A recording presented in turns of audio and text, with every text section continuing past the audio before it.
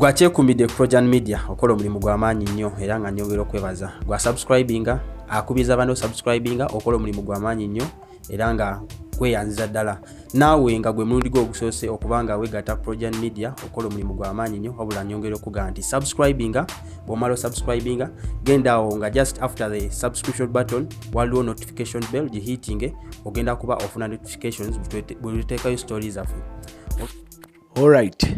Webale kubanga wekyekuumidde ku mukutu kabuna mawanga ngamba guno gwa Projan Media TV ng'omupya yakatweyungako soko subscribinge o likinge o commentinge ate oberenga o sharingako n'eri banno n'obabeera ng'oba invitinga ne babeera nga ate bakyalira guno omukutu gukabuna mawanga omukutu ogujjuddeko abantu omukukumuli mu kulaba amawulire agakagwawo.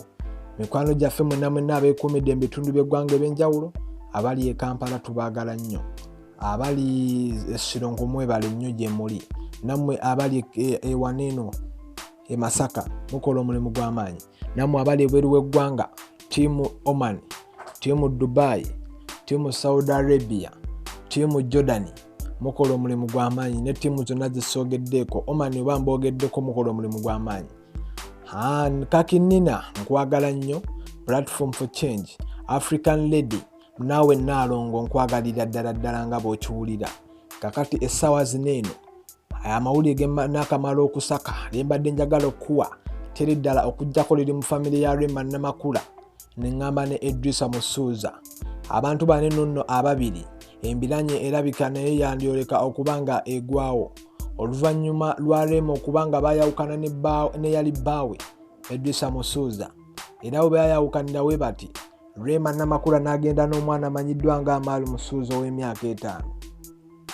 Era essaawa zineeno babadde babeera bonna naye Edrisa Musuuza ye nga ye musajja wattu ayagala laba ku mwana.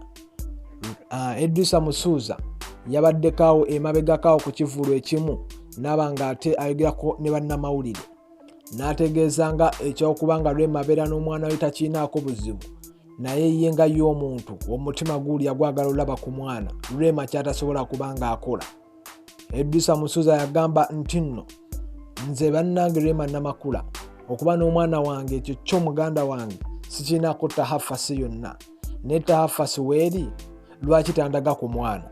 Ye Edrisa Musuuza nga kyafa kiri ekintu kimu kyakulaba ku mwana we.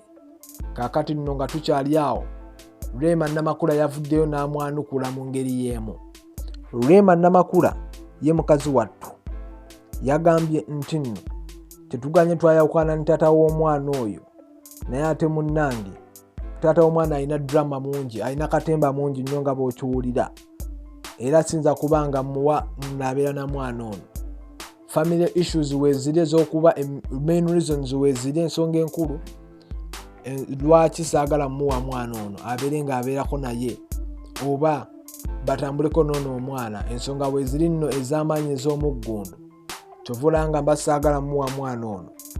Kaakati nno twamaze okuba nga tufuna information lwaki ye Rema agamba nti nno kenzo kyaba alina okumanya bannange nti omuwala we w'emyaka 5 Amaali ali seefu nnyo nga bw'okiwulira ate era n'ensonga enkulu ey'omuggundu sigenda kubanga ate njigamba Edrisa Musuuza lwaki talina laba mwana we era family issues naye ate kyaba alina okukola alina kumwewala nnyo nga bw'okiwulira.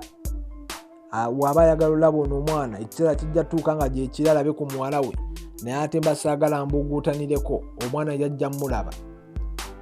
Weebale nnyo weebalire ddala naye nga amawulire gakyajja mangi nnyo.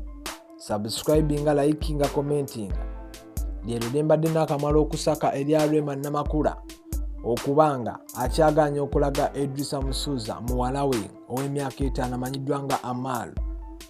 Tusinzira nno makerere okuba nga tukuweereza. Weebale nnyo weebalire ddala.